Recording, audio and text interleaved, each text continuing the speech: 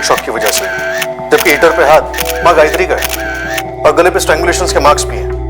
एक जुर्म की डिटेल प्लानिंग कागज पर उतारी जा रही है। हवेली के किसी भी खिड़की और दरवाजे पर तहकीकात की बारीकियों को बड़े गौर से स्टडी किया जा रहा था। जुर्म करने के बाद ना पकड़े जाने की ABCD का एनालिसिस हो रहा था। मर्डर्स को 48 आवर्स से थोड़ा ऊपर हो चुका है। मतलब पोस्टमार्टम में क्या पता चलता है, क्या पता नहीं चलता, इन सारी संभावनाओं को मद्देनजर रखते हुए एक परफेक्ट क्राइम का फॉर्मूला तैयार किया। ये वही केस था जिससे हम निपट रहे थे। ये उन केसेस में से एक था जो हमारे हाथ में आते ही एक चुनौती साबित हुई। हम एक ऐसे चक्रव्यूह में फंस गए थे कि इस केस फाइल को क्लोज करना नामुमकिन सा लग रहा था।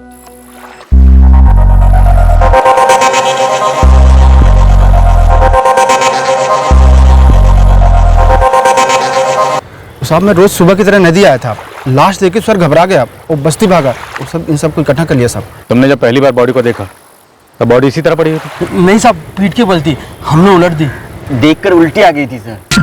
सर, जेब में से 3 चीजें मिली, चाबी, वॉलेट और ये डायरी। डायरी दिखाओ।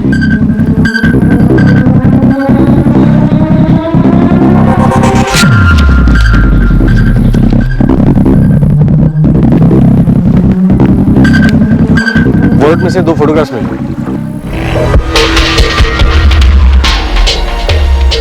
और डायरी में 3 नाम, सुरेंद्र चौबे, राकेश यादव और फिरोज शेख। और सर ये किसी 2 व्हीलर की चाबी लग रही है।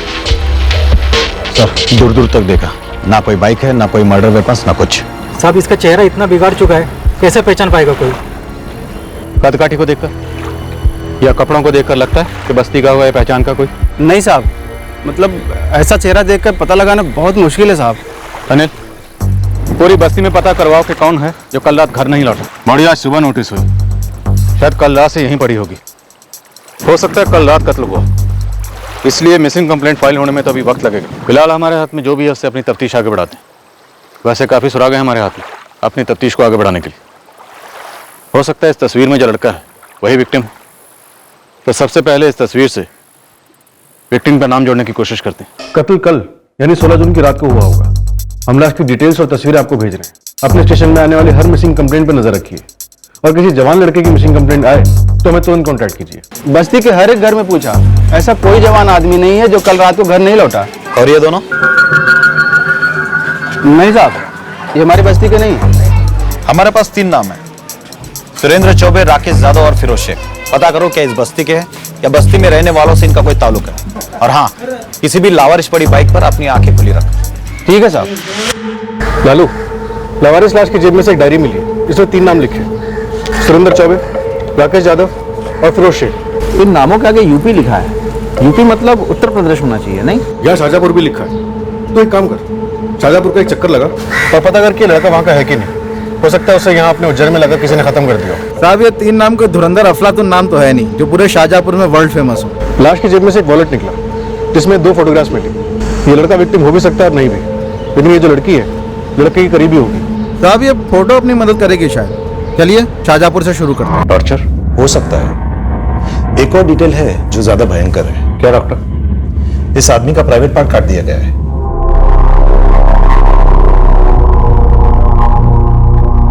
चेहरा भी बुरी तरह बिगाड़ दिया गया, लेकिन हमें क्राइम सीन से कोई औजार नहीं मिला।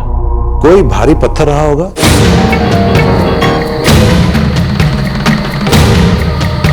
चेहरा और गला इतनी बुरी तरह कुचला गया है कि फर्स्ट एनालिसिस में एग्जैक्ट कॉज ऑफ डेथ बताना बहुत मुश्किल है इंस्पेक्टर।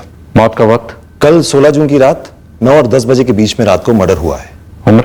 लगभग 25 और 27 के बीच।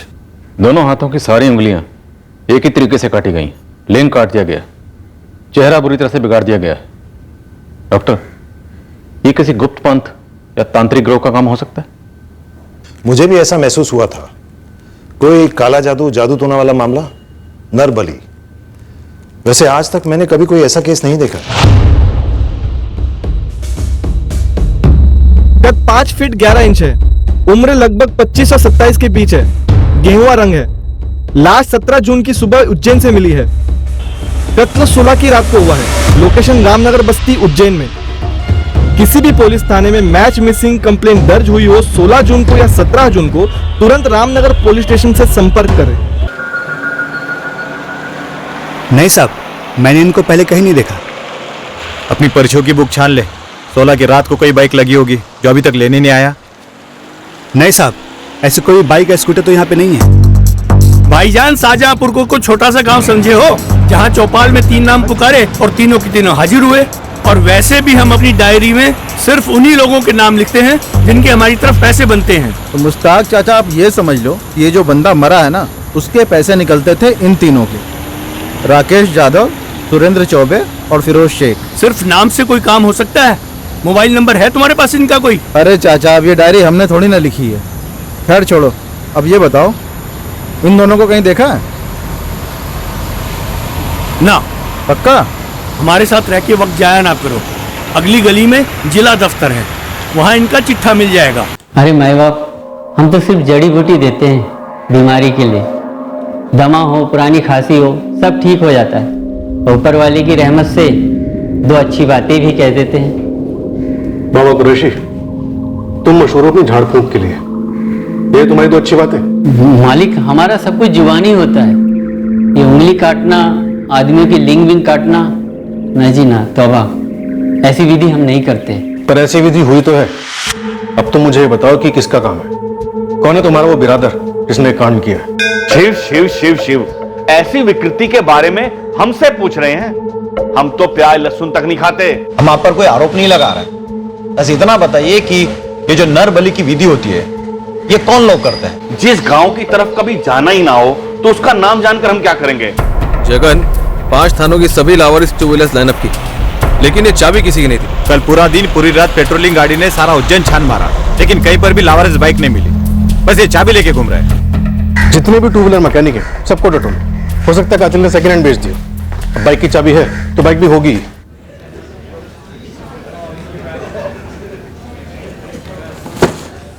नहीं जी, ये सुरेंद्र चौबे, राकेश यादव, फिरोज शेख हमारे शाहजहांपुर के नहीं हैं। और सर, ये दोनों? नहीं जी, इनको पहले कभी नहीं देखा। अच्छा, वो डायरी में यूपी लिखा हुआ था ना तीनों के नाम के सामने? जी। यहाँ हाईवे पर कंस्ट्रक्शन का काम चल रहा है जिसमें आधे से ज्यादा मजदूर यूपी के हैं। अब उनका रिकॉर्ड जिला परिषद के ऑफिस में तो होने से रहा। एक काम करो, वहां जाकर उनके नंबरदार से मिलो, शायद कुछ पता चल जाए। सर, 6 बाबा फकीरों से बात हुई। ये उंगली और लिंग काटने की विधि के बारे में कोई कुछ नहीं बता पाया। कह रहे थे आजकल ये नरबली वगैरह की विधि बंदी हो चुकी है। शायद ये नरबली है ही नहीं, हो सकता है कत्ल इस लड़की की वजह से हुआ।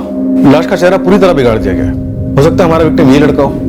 पर ये लड़का लड़की है कौन? इनके बारे में हमारे पास कोई लीड नहीं है। और ना ही उन 3 नामों के बारे में जो उस डायरी में लिखे हुए थे। लड़का शायद ये माला पहनता था। कहीं जात पात का मामला तो नहीं? लड़का हिंदू और लड़की मुसलमान, या फिर दोनों हिंदू और फॉरवर्ड बैकवर्ड। हमारी जात की या हमारी कौम की लड़की पर हाथ डालोगे तो उंगलियां काट दी जाएंगी। सर, हो सकता है मामला प्यार मोहब्बत से कहीं आगे बढ़ गया हो। शायद वो लड़की प्रेग्नेंट हो गई हो और गुस्से में इस लड़के का लिंग काट दिया गया हो। अगर 1 मिनट के लिए लड़की वाला एंगल साइड में रख दें तो शायद ये सूरत से उज्जैन इन तीनों, सुरेंद्र, राकेश और फिरोज से पैसे लेने के लिए आया हो। और इन तीनों ने इसके पैसे लौटाने की बजाय इसे नहीं लौटने दिया। पहले इसका कत्ल किया, फिर रामनगर बस्ती में लाकर नदी किनारे फेंक दिया। सर, हो सकता है मर्डर कहीं और किया गया हो, क्योंकि क्राइम सीन से कटी हुई उंगलियां, कटा हुआ लिंग या फिर कोई भी औजार कुछ भी नहीं मिला। पर अभिषेक, लिंग और उंगलियां क्यों काटी गई? मोटिव क्या है? चेहरा बिगाड़ना तो स्टैंडर्ड प्रैक्टिस है। और फिर उसकी जेब में ये बाइक की चाबी मिली, लेकिन बाइक नहीं मिली। तो क्या यह बंदा सूरत से उज्जैन बाइक पर आया था? और अगर नहीं तो ये अपने साथ बाइक की चाबी क्यों लेकर आया होगा? सर, हो सकता है सूरत से आते वक्त उसकी जेब में बाइक की चाबी रह गई हो। और अगर ये बंदा सूरत का रहने वाला है तो अब तक इसकी मिसिंग कंप्लेंट फाइल हो चुकी होगी। हमें लाश 17 जून की सुबह को मिली। कत्ल 16 की रात को हुआ था। मैं सारी डिटेल्स और लाश की तस्वीरें भेज रहा हूँ, और उन लड़का लड़की की तस्वीरें भी भेज रहा हूँ जो हमें लाश के पास मिले थे। तुरंत भेज दो अभिषेक, हम पूरे सूरत में लुकआउट करते हैं। कत्ल 16 को हुआ था, आज है 18 जून। मिसिंग कंप्लेंट तो फाइल हुई होगी अब तक।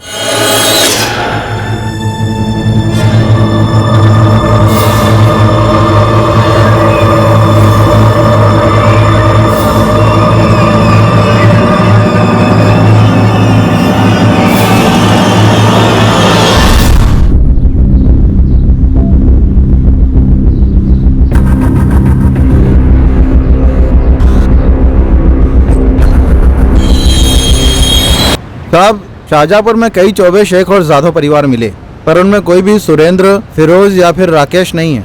हाईवे पर दिहाड़ी मजदूरों में चेक किया? हो सकता है सूरत से कोई सुपारी मिली हो कि भाई ये बंदा शाहजहांपुर आने वाला है, इसे खत्म कर दो। उन मजदूरों में से भी कोई नहीं था साहब। अगर कातिल ने उस डायरी में उन 3 नामों के साथ यूपी के अलावा और कुछ भी लिखा होता ना, तो कोई ठोस सुराग निकलता। शर्ट का लेवल ठोस सुराग है, तो हो सकता है बंदा सूरत का ही हो साहब।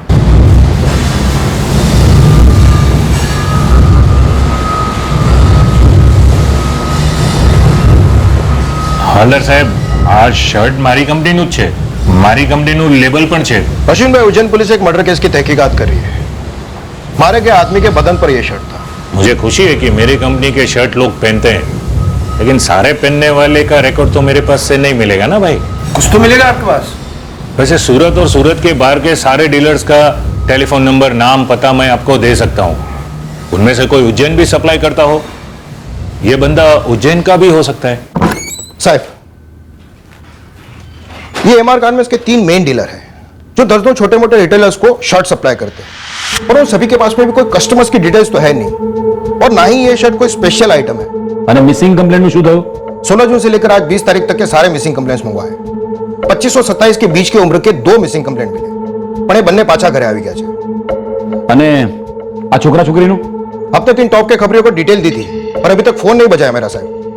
ये मारा गया आदमी कहीं का भी हो सकता है, जो सूरत किसी काम से आया हो और उसने यहां से शर्ट खरीदी हो, या फिर ऐसा भी हो सकता है कि उसके किसी सूरत के रिश्तेदार ने उसे ये सूरत की शर्ट गिफ्ट की हो। नहीं अभिषेक, ये बंदा सूरत का नहीं लगता है। हम तो शर्ट कंपनी तक भी पहुंच गए हैं, लेकिन हाथ कुछ नहीं लगा। कोई मैचिंग मिसिंग कंप्लेंट भी नहीं मिली है। और वो फोटो वाले लड़का लड़की? कुछ नहीं। डबल श्योर करने के लिए पोस्टमार्टम डॉक्टर से फिर एक बार एज की वेरिफिकेशन करा लो, शायद कोई एरर हो। नहीं, कोई एरर नहीं है। विक्टिम 25 और 27 के बीच का ही होगा, और हमारी सेकेंड एनालिसिस के मुताबिक मौत स्ट्रैंगुलेशन से हुई है, उंगलियों के या लिंग के काटने से नहीं हुई है। गला घोटने से मौत मतलब साफ साफ मर्डर, तो हम नरबली वाले एंगल को रूल आउट कर सकते हैं। पर फिर भी ये उंगलियों और लिंग का काटना प्लेन मर्डर को कैसे एक्सप्लेन करता है? पॉइंट। एनीवे, मैंने डीएनए प्रिजर्व किया है, बाकी सारी डिटेल्स आपके पास हैं। मेरी एडवाइस है बॉडी को केस हॉल होने तक दफना दो, बाद में अगर जरूरत पड़े तो कब्र से निकालकर हम उसे क्रिमेट भी कर सकते हैं।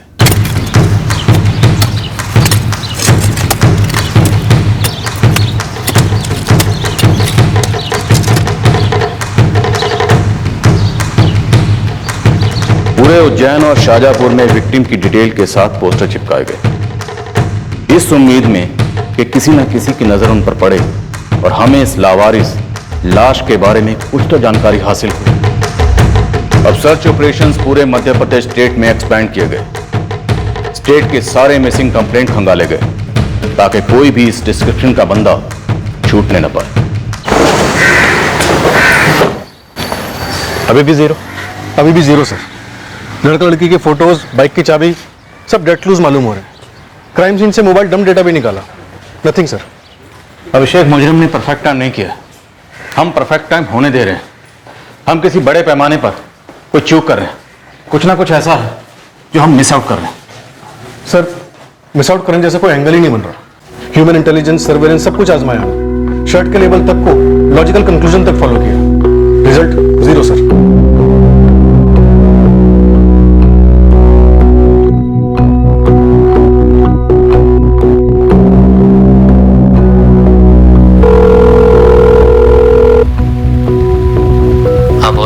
पोस्टर चिपका दिए हैं पुलिस वालों ने, 2 अलग अलग इलाकों में देखा, कल अखबार में भी छपा था। कोई बात नहीं, तो एक काम कर, चुपचाप वापस आ जा, मामला अपने आप ठंडा पड़ जाएगा। पुलिस वालों के पास एक यही केस थोड़ी ना है।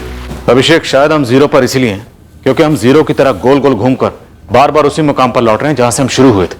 सही दिशा की तरफ हम पहल कर ही नहीं रहे।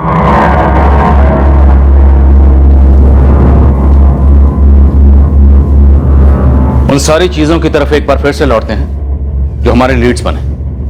सबसे टॉप पर था जाहिर सा लीड, पत्थर से चेहरा कुचला गया ताकि पहचान हो ही ना पाए। लेकिन शर्ट का लेवल छोड़ दिया गया, गलती से या फिर जानबूझकर, ताकि हम सूरत की तरफ भागें और हमारे हाथ कुछ भी ना लगे। अभिषेक, लाश के पास जितने भी सुराग छोड़े गए हैं वो शायद इसी इरादे से प्लांट किए गए हैं ताकि हम घूमते रहें, गोल गोल गोल गोल।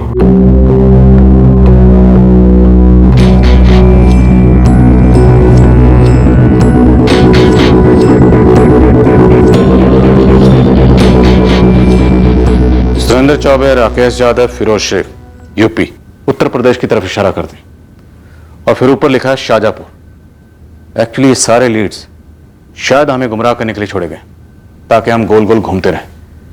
हमें बॉडी कहां मिलती है? यहां उज्जैन में, जो कि शाजापुर के नजदीक है।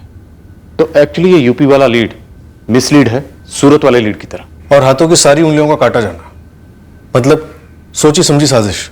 एग्जैक्टली। फिंगर्स नहीं तो फिंगरप्रिंट्स नहीं, फिंगरप्रिंट्स नहीं तो आइडेंटिफिकेशन नहीं। सर, फोरेंसिक टीम द्वारा क्राइम सीन से सारे फिंगरप्रिंट्स उठवा रहा हूं। उन्हें हर मुमकिन सस्पेक्ट और हिस्ट्री शीटर के फिंगरप्रिंट्स के साथ मैच करेंगे हम। ये तुलसी की माला शायद कातिल ने इसलिए छोड़ी होगी ताकि हम सिर्फ हिंदू मेल्स की तलाश करें। लिंग भी शायद इसलिए काटा गया ताकि हम खतना पकड़ ना पाए। क्या हमारा विक्टिम मुसलमान है? विक्टिम का खतना हो चुका है इंस्पेक्टर। आप ये पक्का समझ कर चल सकते हैं कि विक्टिम मुसलमान है। मुजरिम ने हमें एक्सपर्टली उन सारी चीजों की तरफ धकेला जो हमें विक्टिम की आइडेंटिटी से दूर ले जाए। दरअसल हर लीड जानबूझकर रची गई एक मिसलीड है। मुस्लिम मेल एज 25 to 27, हमें इसे ढूंढना चाहिए सर।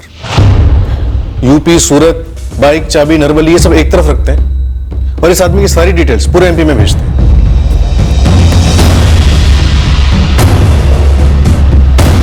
सही कहा आपने। नदीम सैयद नाम है इस बंदे का, उम्र 25 साल। इसकी मिसिंग कंप्लेन हमारे पास 17 जून को आई थी। इस नदीम सैयद ने आखिरी बार 16 जून की दोपहर में अपने अम्मी और अब्बू से बात की थी, यही भोपाल में। ये नदीम सैयद आपके भोपाल का ही लड़का है? हाँ अभिषेक, हमने एमपी स्टेट के हर पुलिस थाने में इसकी फोटो डिटेल्स भिजवाई है, चेक कीजिए। 17 जून की फीड में आपके पास जरूर आई होगी।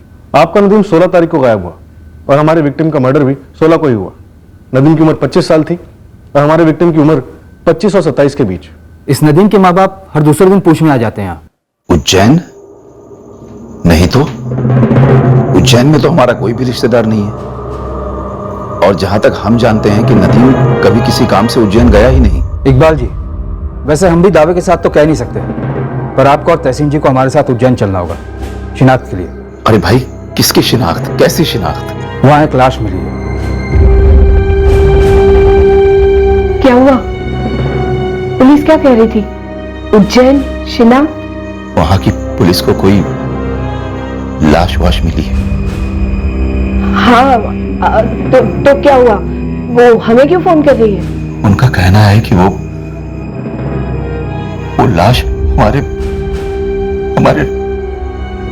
नदीम की हो सकती है।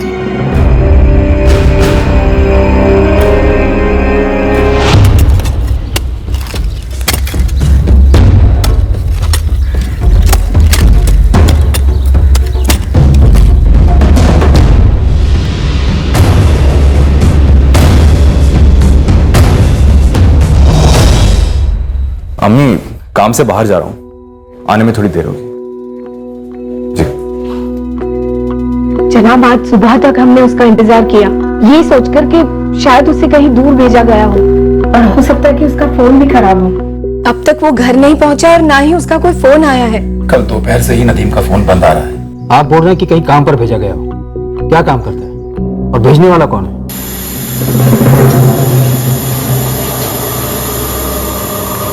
सर, अपने गोविंदपुरा में शक्ति इंडस्ट्रियल एस्टेट है, वहां पर ही हमारा नदीम एसी रिपेयरिंग का काम करता है। वसीम बेग नाम है उसके मालिक का। वसीम बेग? शक्ति स्टेट वाले जो अभी कॉर्पोरेशन के इलेक्शन में खड़े हैं, वही? जी जी वही। पर वसीम भाई का कहना है कि उन्हें नहीं पता कि नदीम कहाँ चला गया है। अरे इकबाल भाई, हम भी नदीम को फोन लगा लगा कर थक गए हैं। हमें लगा उसने बिना बोले छुट्टी मार ली, लेकिन अब उसका फोन भी ऑफ आ रहा है। वसीम भाई, नदीम का फोन तो कल रात से ही बंद आ रहा है। ऐसे कैसे गायब हो गया? कुछ तो बोला होगा आपसे। हमें लगा आपको पता होगा। वैसे कल नदीम ने अपनी अम्मी को फोन करके बताया था कि वो किसी काम से बाहर जा रहा है, लौटने में देर हो जाएगी। वसीम जी, नदीम ने जाने से पहले आपसे कुछ कहा नहीं? मालिक, अगर उसने मुझसे कुछ कहा होता तो मैंने इकबाल मियां को बताया होता ना। नदीम सिर्फ मुझसे इतना कह के गया कि उसको अपना कोई निजी काम पूरा करना है। कैसा निजी काम यार, जो तुम्हें काम के वक्त ही करना है? तुम्हें पता है ना काम को लेकर कैसी मारामारी चल रही है। भाईजान, मैं कल फुल डे फुल नाइट कर लूंगा, आज थोड़ा जरूरी काम है, प्लीज जाने दीजिए। ठीक है, जाओ, लेकिन टाइम से आ जाना। नदीम कभी भी बेवजह छुट्टियां नहीं मांगता और अपने काम में भी सटीक है। अब 2 दिन से गायब है, इसलिए मैं ज्यादा परेशान हो रहा हूँ। मैंने अपने लड़कों को भी खोजने लगाया है। आखिर जा जाकर कहाँ जा सकता है ये नदीम? कोई लड़की का चक्कर? मालिक, बहुत छोटी सी यूनिट चलाता हूँ अपना घर चलाने के लिए, और दिल से आवाम की खिदमत करना चाहता हूँ, सिर्फ इसलिए चुनाव लड़ रहा हूँ। अब इस सब के बीच में कौन अपने मुलाजिम के चक्करों का हिसाब रखेगा? आप प्लीज नदीम को ढूंढ निकालिए। अपने अम्मी अब्बू का इकलौता है। सर, हमारा नदीम हमें बताए बगैर भोपाल से बाहर जा ही नहीं सकता। आप बेकार में ही हमें उज्जैन ले जा रहे हैं। लेकिन यह भी तो सच है कि आपका नदीम 16 जून से गायब है, वो भी बिन बताए। एक बार शिनाख्त कर लीजिए, बाकी हमारी खोज तो जारी है ही।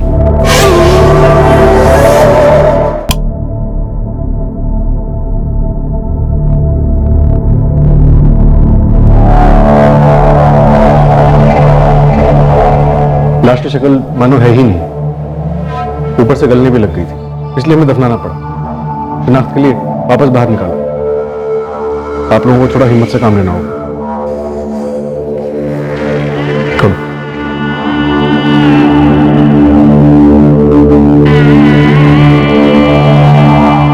सर, उनके लिए मुश्किल तो था, पर आखिरकार माँ बाप हैं सर। उस हालत में भी उन्होंने आइडेंटिफाई कर लिया कि उन्हीं का बेटा नदीम सैयद था।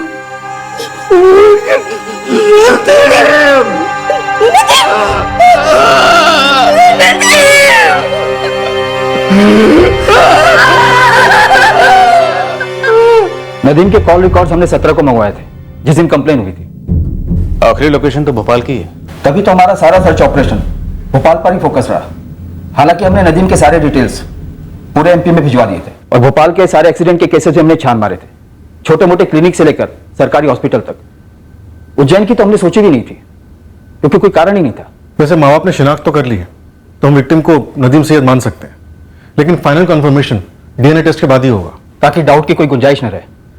वैसे दोनों केसेस के बाकी सारे डिटेल्स तो मैच कर रहे हैं, सिवाय इसके कि आखिरी लोकेशन उज्जैन नहीं भोपाल है। और एक अजीब बात है इस फोन को लेकर। कॉल रिकॉर्ड में गौर कीजिए, नदीम का फोन सिर्फ 2 महीने पुराना है और किसी शमशेर खान के नाम पर खरीदा गया है। कौन है शमशेर खान? फर्जी नाम है। आप बता रहे थे कि ये नदीम किसी एसी रिपेयर यूनिट में टेक्नीशियन था। जी हाँ, वसीम बेग की यूनिट में। नदीम इस नंबर से अपने बॉस वसीम, अपने पेरेंट्स, क्लाइंट, कुछ दोस्तों और रिश्तेदारों को कॉल करता था। वसीम बेग की वाइफ रुखसाना को भी कुछ कॉल्स हुए। हमने वसीम और रुखसाना दोनों से कंफर्म भी किया था। इंस्पेक्टर साहब, ऐसे सीधे हमारे घर चले आने से पहले आपको जरा सा एहतियात बरतना चाहिए था। चुनाव लड़ रहा हूं, हमारे मुखालफों को पता चलेगा तो बात का पतंगड़ बनाने का मौका मिल सकता है। फिलहाल नदीम नहीं मिल रहा है और मैं ये जानने के लिए आया हूं कि नदीम ने फर्जी नाम से मोबाइल क्यों लिया। रुखसाना जी, आप कुछ कहेंगी? आपकी तो बात होती थी। नदीम हमारे यहाँ पिछले 3 सालों से काम कर रहा है और इन 3 सालों में उसने कभी भी कोई भी फर्जी काम नहीं किया। निहायती नेक, ईमानदार और मेहनती लड़का है। जिंदगी में कभी कुछ फर्जी कर ही नहीं सकता। बिल्कुल, मैं भी यही कहने वाला था। दरअसल नदीम का पिछला फोन पानी में गिर गया था, इसलिए उसने नए फोन के साथ नया सिम ले लिया। मैंने पूछा भी ऐसा क्यों कर रहे हो, तो क्या बोला? बोला सिम नए इंस्ट्रूमेंट के साथ किसी अच्छी डील में मिल रही है। लेकिन इंस्पेक्टर साहब, ये बात मैं मान ही नहीं सकता हूं कि नदीम किसी भी तरह का कोई फर्जी काम कर सकता है। आप नदीम को ढूंढ निकालिए, बहुत नेक बंदा है। हो सकता है किसी के बहकावे में आ गया हो, किसी ने फंसा लिया हो, कुछ गलत हो गया हो। सर, हमने हर मुमकिन एंगल टटोला, कहीं ये बंदा नदीम किसी चक्कर में तो नहीं फंस गया। आप लोगों के पास इस एंगल को लेकर चलने का एक मजबूत कारण था। फर्जी नाम, कोई बंदा ऐसा क्यों करेगा? और सबसे बड़ी बात यह कि वो उज्जैन क्यों आया होगा या फिर लाया गया होगा। नदीम का उज्जैन से कोई ना कोई कनेक्शन जरूर था, जो भोपाल में कोई नहीं जानता, या फिर जानबूझ के अनजान बन रहा है।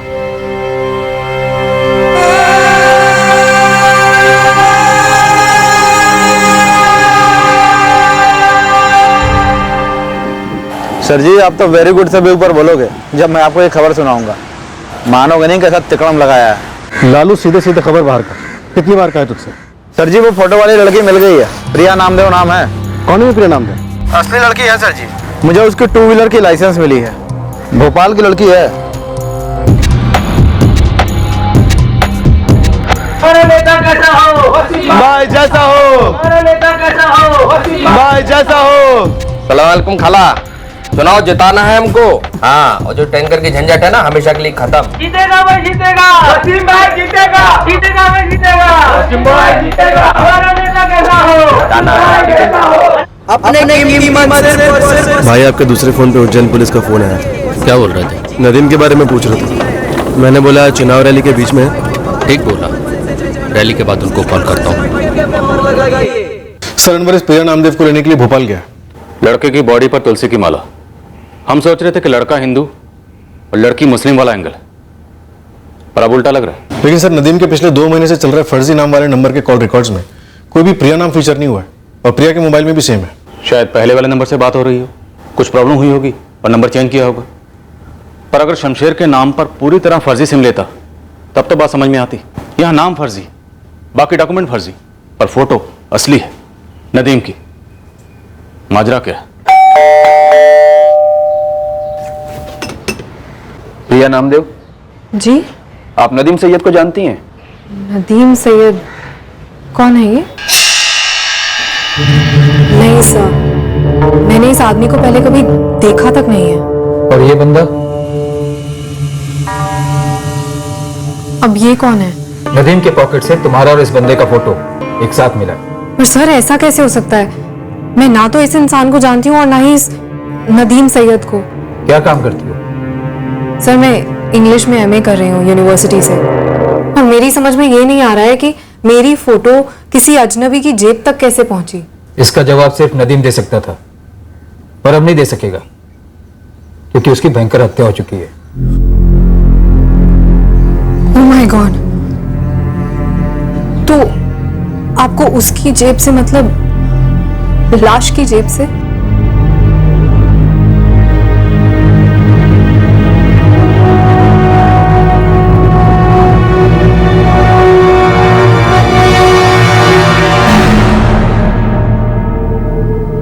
माफ कीजिए मालिक, चुनाव प्रचार के बीच में हूं, इस वक्त उज्जैन आ ही नहीं सकता। वसीम साहब, नदीम से आखिरी बार रूबरू बात करने वाले आप ही। तो ये कोई गुनाह है? नदीम उज्जैन क्यों आया होगा? ये तो मैं अनवर साहब को भी बता चुका हूँ कि मुझे नहीं मालूम कि नदीम का उज्जैन में क्या काम था। कुछ तो बताया होगा। अरे इंस्पेक्टर साहब, जिसने अपने अम्मी अब्बू को नहीं बताया वो हमें क्यों बताएगा? हो सकता है आपकी बेगम को बताया, रुखसाना साहिबा को। जरा उनसे मेरी बात करवाइए। देखिए इंस्पेक्टर साहब, जितना मैं जानता हूँ उतना ही वो जानती है और उतना ही बताएगी। आप बात तो करवाइए। कह रहा हूँ ना, फिजूल में अपना वक्त बर्बाद कर रहे हैं आप लोग। नदीम ने किसी को नहीं बताया कि वो उज्जैन क्यों जा रहा है।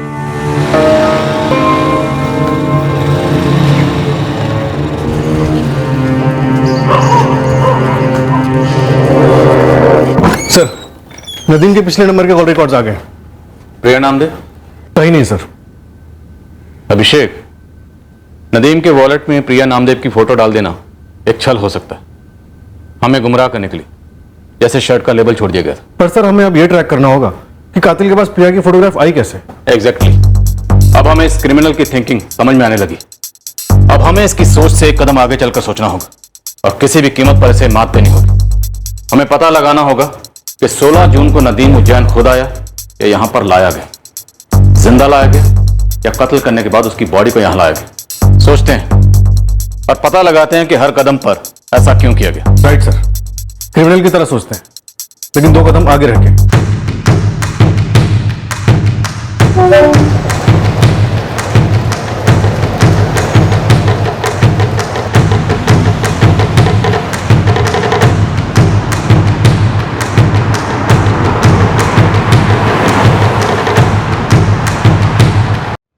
ये तो सरासर हैरेसमेंट है। सर मैं एक बार थाने आ चुकी हूँ और आपको साफ साफ बता चुकी हूँ कि मैं किसी नदीम सैयद को नहीं जानती, तो फिर मैं दोबारा थाने क्यों आऊँ? प्रिया जी, मैं श्योर हूँ कि आप वैसे इस केस में शामिल नहीं हैं, लेकिन आप जरूर एक ऐसे इंसान से कनेक्टेड हैं जो इस केस से जुड़ा हुआ है, और हम बस वो कनेक्शन ढूंढ रहे हैं।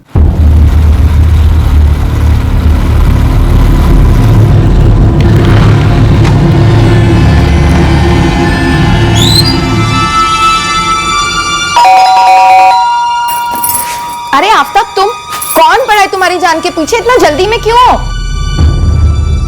वसीम भाई, वसीम भाई टेंशन हो गई है। सुलेमान को पुलिस उठा ले गई। सुलेमान तक कैसे पहुंची? अरे नहीं मालूम वसीम भाई, लेकिन अगर सुलेमान ने मुंह खोला ना तो पुलिस को हमारे तक पहुंचने में टाइम नहीं लगेगा। मैं क्या बोलता हूँ, ये इलेक्शन को गोली मारो, यहाँ से भाग जाने का टाइम है। अबे चुप कर! देखो, एक तो सुलेमान कुछ बोलेगा नहीं, लेकिन गलती से भी उसके मुंह से कुछ निकल जाता है तो हम सुलेमान को जानते तक नहीं। अड़े रहना इस बात पे।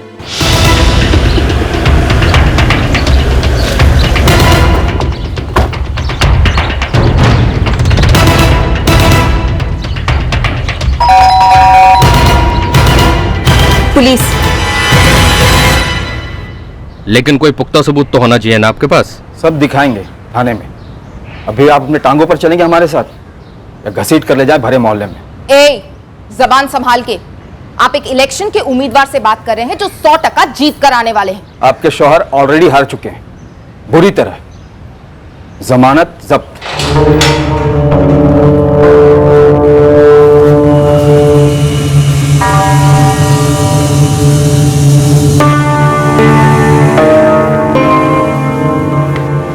पोस्टर चिपका दिए हैं पुलिस वालों ने।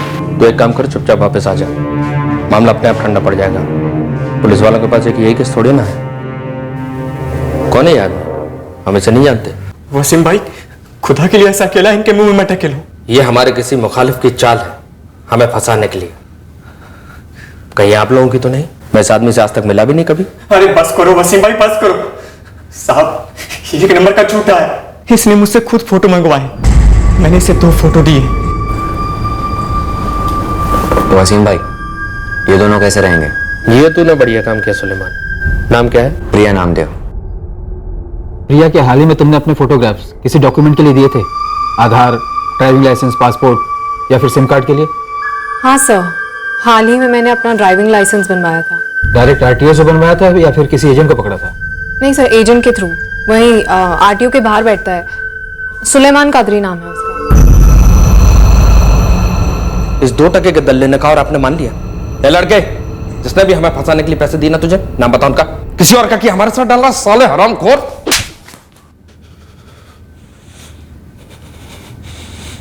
तूने हम पर हाथ उठाया, हम पर, ये जानते हुए कि हम कौन है। हम जान गए हैं कि तू कौन है, इसलिए तुझे ये ऑटोग्राफ दिए। अभी तो महज खाता खोला, अब धीरे धीरे तेरा एक एक पुर्जा खोलें। परफेक्ट प्लानिंग की थी ना तुमने। हम पकड़ने निकले थे आफ्ताब खान को, पर पता चला ये तो पहले से तुम्हारे पास पहुंचा हुआ है। हमारी तो मतलब निकल पड़ी, एक के साथ एक फ्री। आफ्ताब खान, तू बाइक पर था नदीम के साथ, उसे उज्जैन ले जा रहा था। सीसीटीवी फुटेज है हमारे पास।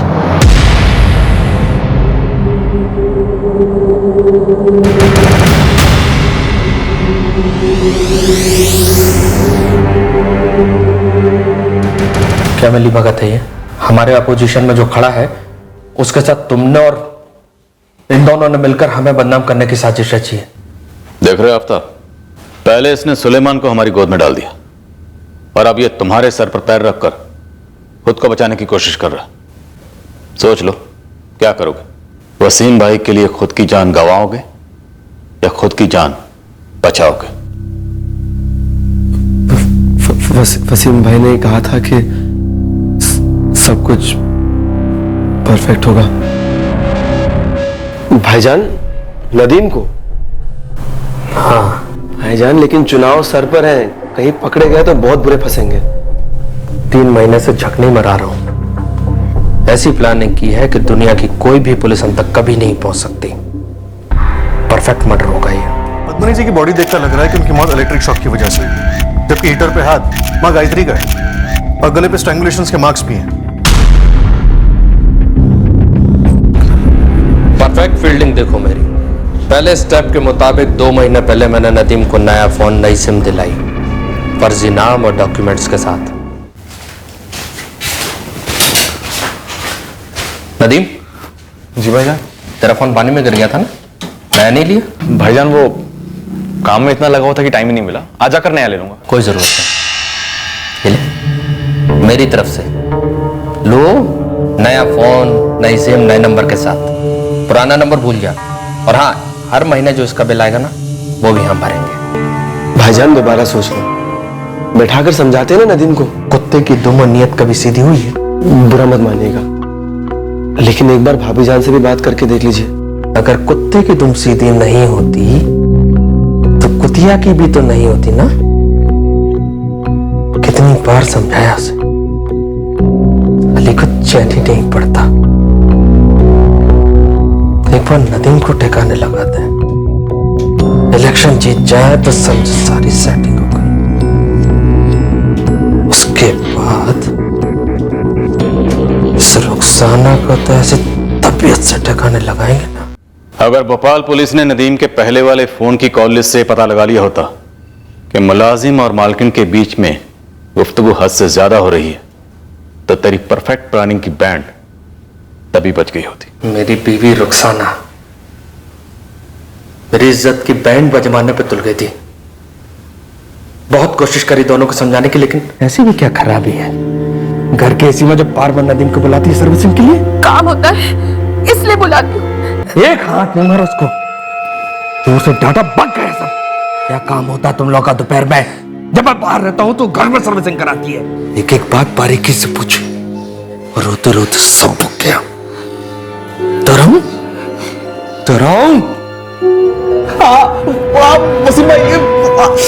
वसीम भाई, अम्मी और अब्बू की कसम, आइंदा ऐसी गलती नहीं करूंगा। लेकिन पहली बार भी हुई है कैसे? चलो इतनी आसान फरामोशी आई कहां से बे? जानता है ना क्या था तू? कीड़ा, गंदी नाली का वो कीड़ा जिसे मैंने नाली से उठाया, नहलाया धुलाया, साफ किया और इंसान बनाया। साले तूने मेरी बीवी पे हाथ डाला। वसीम भाई, गलती हो गई, सबसे बड़ी गलती, आइंदा कभी नहीं होगा। लेकिन समझे नहीं दोनों, लगे पड़े थे मेरे पीठ के पीछे, घर के बाहर भी मिलने लगे थे। अगर अपोजिशन पार्टी वालों को पता चलता तो क्या कहते? अपना घर तो संभाला नहीं जाता, वोट क्या खाक संभालेगा? सुन नदीम, तू आफ्ताब के साथ तुरंत निकल जाए, एक अर्जेंट काम है। लेकिन भाई जाना कहाँ है? अबे ये सब मत पूछ, इलेक्शन से रिलेटेड है, खुफिया है। अम्मी, काम से बाहर जा रहा हूँ, आने में थोड़ी देर होगी। भाई मैं समझा नहीं, मैं अपना फोन यहाँ क्यों छोड़ के जाऊँ? अबे यार, सामने वाली पार्टी पे स्टिंग ऑपरेशन होना है, उसमें तुम्हारी और आफ्ताब दोनों की मदद लगेगी, लेकिन हमारा नाम नहीं आना चाहिए। अब अगर तुम अपना फोन लेकर जाओगे तो आसानी से पता लग सकता है कि तुम उस वक्त वहां पर थे। लेकिन भाई जाना कहाँ है और करना क्या है? ये सब तुम्हें आफ्ताब बता देगा।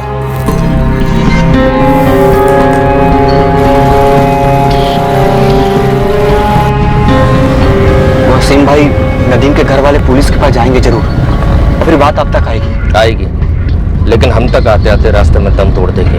मेरे या हमारे खिलाफ किसी को रत्ती भर भी कुछ नहीं मिलना। नदीम मरा है ये खबर भी किसी को नहीं होगी।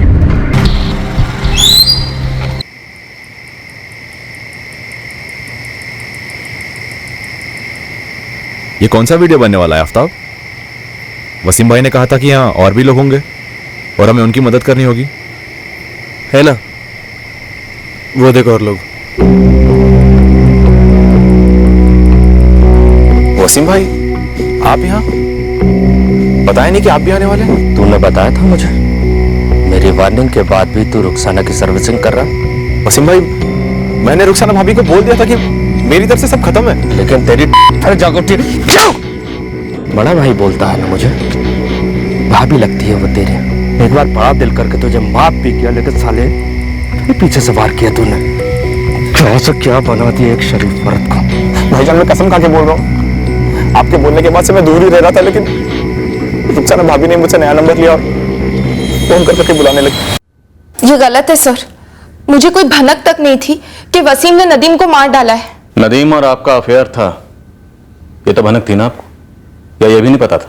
8 महीने पहले एक बार नदीम को मैंने एसी सर्विसिंग के लिए बुलाया था। हाँ, तब मैं बहक गई थी और बस एक ही बार हमारे बीच रजामंदी से जिस्मानी रिश्ता हुआ था, जो उस कमीने ने अपने मोबाइल पर रिकॉर्ड कर लिया था। और उसके बाद जो भी होता ब्लैकमेल के नोक पर होता। नदीम के अभी के फोन से और पहले के फोन से, दोनों फोन रिकॉर्ड से ये साफ जाहिर है कि नदीम ने जितनी बार आपको कॉल किया उससे कहीं ज्यादा बार आपने नदीम को कॉल किया। अब आप बताएंगे मुझे क्या कहने के लिए फोन करती थी? कि आजा मेरे घर और आकर मुझे ब्लैकमेल कर? आपका ये झूठ आपके शौहर के सर से खून के धब्बे नहीं मिटा सकता। कातिल है आपका शौहर।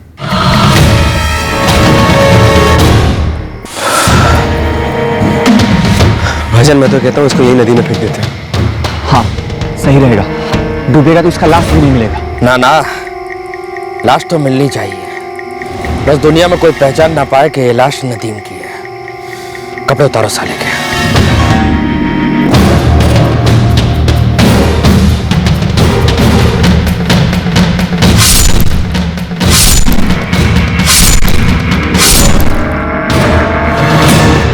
पहना दो उसको ये पर्स, डायरी, चाबी पैंट के पॉकेट में डाल दो उसके।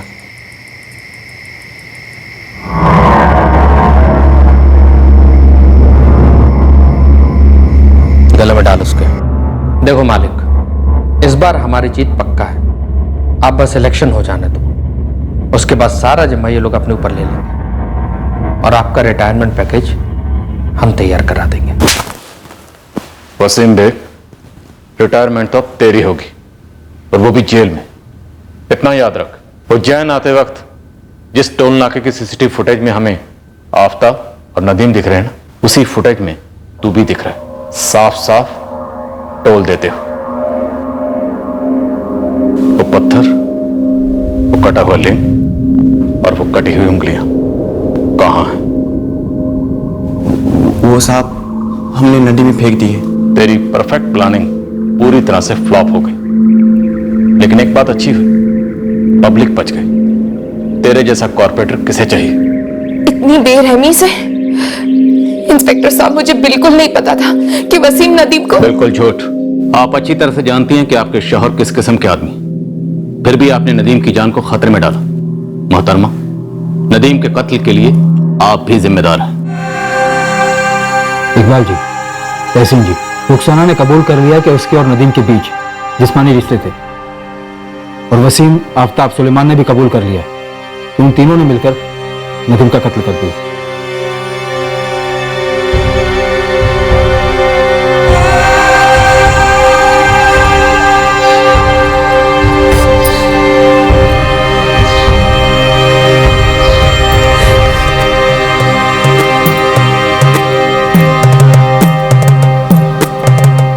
दुनिया में ऐसी कोई प्लानिंग नहीं हो सकती जिसमें इंसान किसी को नुकसान पहुंचाकर खुद बच निकले। परफेक्ट क्राइम एक नामुमकिन सोच है।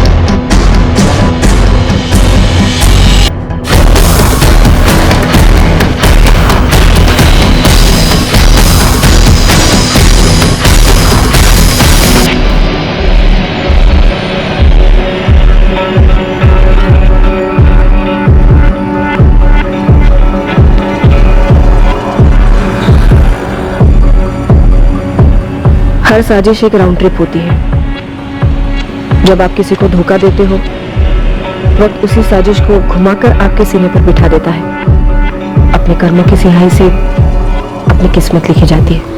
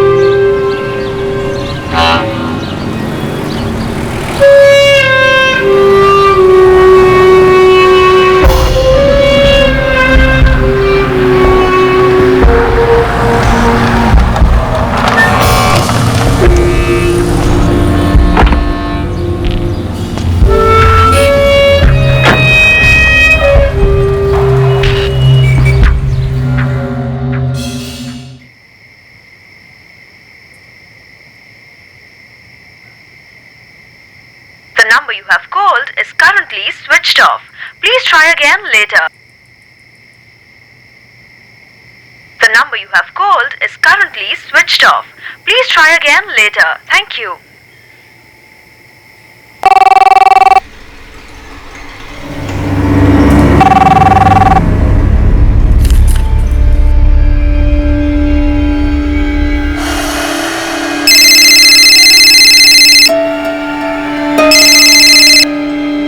नमस्ते लता भाभी। मंगेश, तुम्हारे गिरधरन्ना कहाँ है? गिरधरन्ना? वो तो किसी मीटिंग में होंगे भाभी। इतनी देर तक मीटिंग? दरअसल भाभी मुझे मालूम नहीं है। 5:15 बजे गिरधरन्ना की मीटिंग थी प्रकाश हेगड़े के साथ, पर उन्होंने मुझसे कहा कि मीटिंग कैंसिल कर दो। गिरधरन्ना, बस याद दिला रहा हूँ, 5:15 बजे प्रकाश हेगड़े सर के साथ मीटिंग है। कैंसिल कर दो मीटिंग को। मैं तुम्हें ये कहने बुलाने ही वाला था, एक अर्जेंट मीटिंग निकल आई है, मैं बस निकल ही रहा हूं।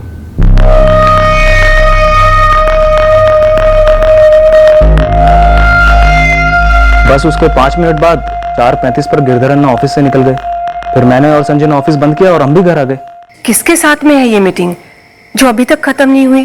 जी मुझे तो कुछ नहीं बोला गिरधरन्ना ने, मैं संजय से पूछकर आपको फोन करता हूँ।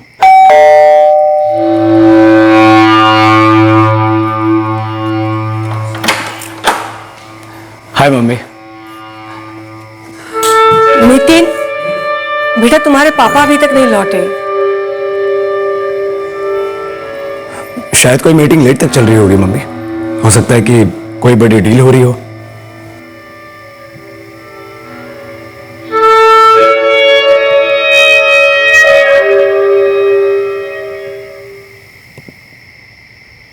नितिन सुन ना बेटा, 10 बज गए हैं, पापा का फोन अभी तक स्विच ऑफ आ रहा है। The number you have called is currently switched off. Please try again later. Thank you. Disturbance नहीं चाहते होंगे। अरे ऐसी कैसी डिस्टर्बेंस? इतने सालों से 7:30 बजे तक घर आ जाते हैं और अभी 10 बज रहे हैं बेटा। शायद कोई बहुत बड़ी डील होगी, बहुत डिस्कशन हो रहा होगा। मुझे बहुत ज्यादा टेंशन हो रही है नितिन। मम्मी रिलैक्स रिलैक्स, पापा आ जाएंगे। इस मीटिंग के बारे में तुम दोनों में से किसी को कुछ नहीं बताया? जी नहीं सर। सर गिरधरन्ना अपनी सारी मीटिंग्स के बारे में अपनी डायरी में लिखते हैं और फिर हमें याद दिलाने को कहते हैं। तुम्हारे गिरधरन्ना की वो डायरी जिसमें वो सारे मीटिंग्स लिखते हैं, कहाँ है? गिरधरन्ना अपनी डायरी अपने कैबिन में ड्रॉर में रखते हैं।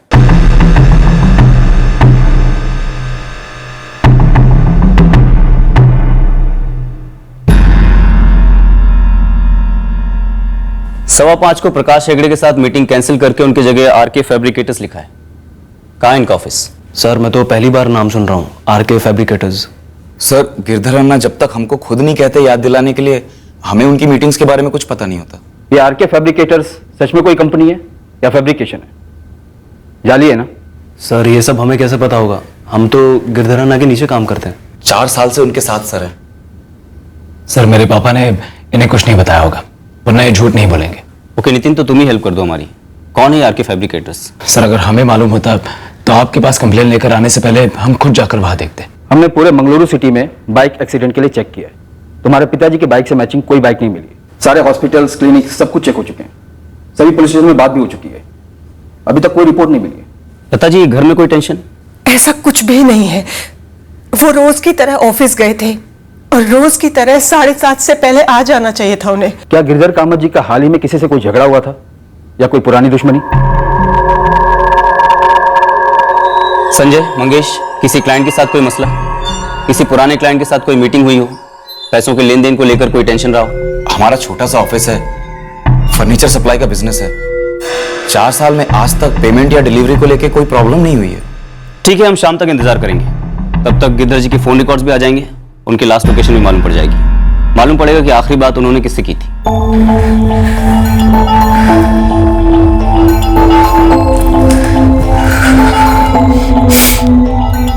The number you have called is currently switched off.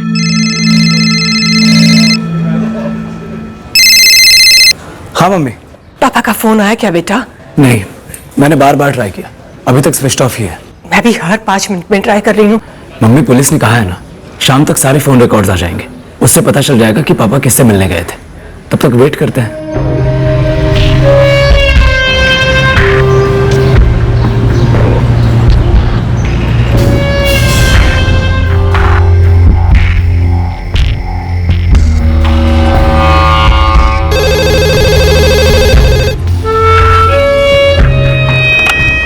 Hello, ये कहाँ का नंबर है?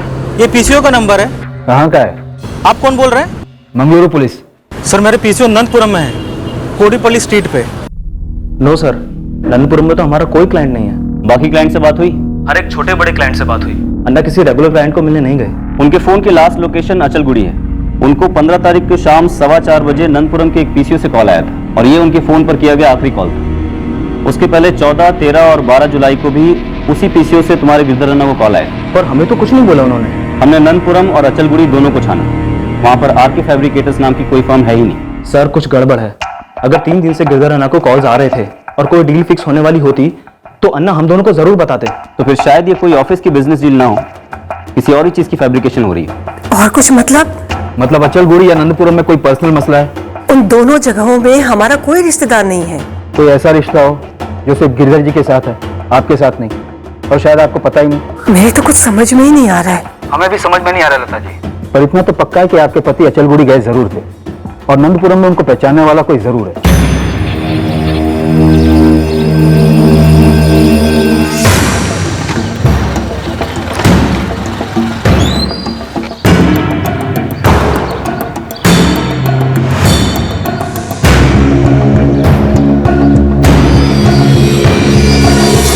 साहब ये बाइक मैं पिछले 2 दिनों से देख रहा हूँ। पहले मुझे लगा कि शायद किसी वर्कर की होगी, लेकिन आज भी इसे कोई लेने नहीं आया, तो मुझे डाउट हुआ, तो मैंने आपको फ़ोन किया। ये बाइक गिरधर कामत नाम के एक आदमी की है जो 15 तारीख से गायब है। कोई आइडिया है कि इस बाइक को यहाँ पर किसने पार्क किया? साहब ऐसा तो मैंने किसी को पार्किंग करते हुए यहाँ नहीं देखा। गिरधर की बाइक नंदपुरम में एक फैक्ट्री के बाहर पार्क मिली, अचलगुड़ी के 10 किलोमीटर पहले, और अचलगुड़ी में उनका फोन स्विच ऑफ हुआ था 15 जुलाई शाम 6:25 पर। देखिए अब 3 दिन हो चुके हैं, मामला सीरियस लग रहा है। आरके फैब्रिकेटर्स जो उनकी डायरी में नाम लिखा था वो कोई जाली नाम लग रहा है। लेकिन सर सब कुछ तो बहुत ही नॉर्मल चल रहा था, अचानक ऐसे सीरियस क्या हो सकता है? इस वक्त नो आइडिया, लेकिन हम पूरी अचलगुड़ी और पूरे नंदपुरम को स्कैन करने वाले हैं। डेफिनेटली गिरधर कामत के लाइफ में कुछ तो ऐसा चल रहा था जिसकी वजह से ये सब कुछ हुआ है। देखिए हम लोग अपना काम कर ही रहे हैं, अगर आप दोनों पर्सनल लाइफ में से किसी मैटर को सामने रख सकते हैं तो हेल्प होगी, या फिर तुम दोनों किसी प्रोफेशनल मसले को सामने रख सकते हो, है कुछ?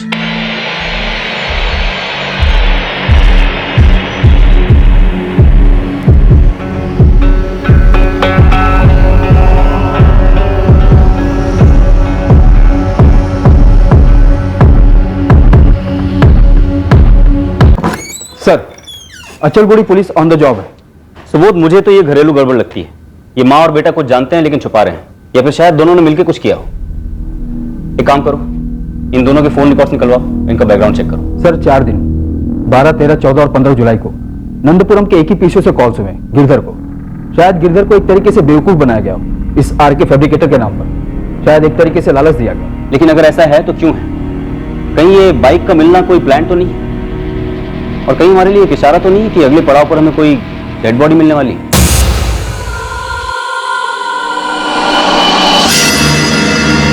सुबोध जी, अचलगुड़ी के जंगल से एक बॉडी मिली है। हमारे पास गिरधर कामत का फोटो तो है जो आपने भेजा था, लेकिन बॉडी पहचान के परे जली हुई। जली लाश पर कोई आइडेंटिफिकेशन है क्या?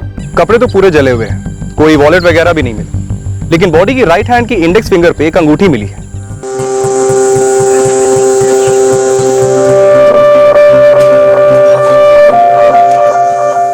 हाइट और हुलिया गिरधर कामत जी से मैच तो हो रहे हैं, लेकिन बॉडी पूरी तरह जल चुकी है, शायद पहचाना पॉसिबल ना हो।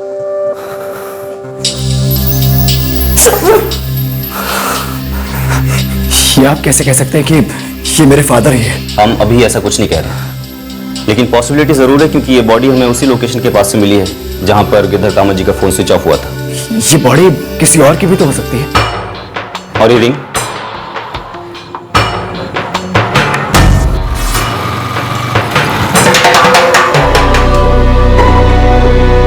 मेरे हस्बैंड की अंगूठी है। फोटोग्राफ में नोटिस की थी हमने ये अंगूठी। हमने फोटोग्राफ के साथ मैच किया, गिरधर कामत के राइट हैंड की इंडेक्स फिंगर पे भी सेम अंगूठी है।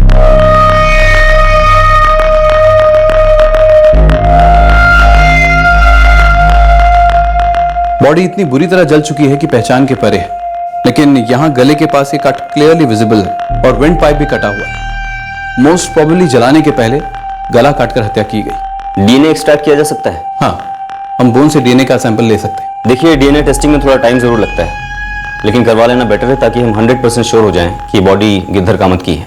तब तक आप मेरे फादर को ढूंढेंगे नहीं? इन्वेस्टिगेशन नॉन स्टॉप चलेगी नितिन। मतलब आप श्योर नहीं है ये मेरे फादर की बॉडी है? नितिन, हम श्योर तब होते हैं जब हमारे पास ठोस सबूत हो। लेकिन क्या तुम श्योर हो कि ये तुम्हारे फादर की बॉडी है? आपका इशारा क्या है इंस्पेक्टर? सीधा सवाल है, क्या आप दोनों श्योर हैं कि ये बॉडी गिरधर कामत की है या फिर आपको कोई डाउट है?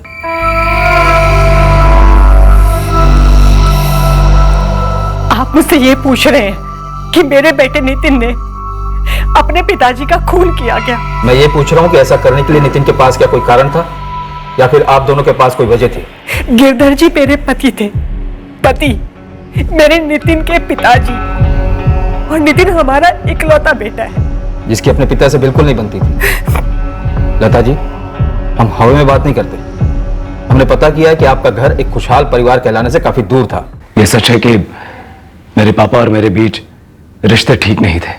तनाव किस बात को लेकर था? सर, मेरे पापा एक हार्डकोर बिजनेसमैन थे, चाहते थे कि मैं भी उनका बिजनेस ज्वाइन करूं, पर मुझे उनके बिजनेस में बिल्कुल इंटरेस्ट नहीं था। वो हमें पता है। सर, घर में क्या चल रहा था उसके बारे में तो हमें कुछ नहीं मालूम। हम तो सिर्फ नौकरी करते हैं सर।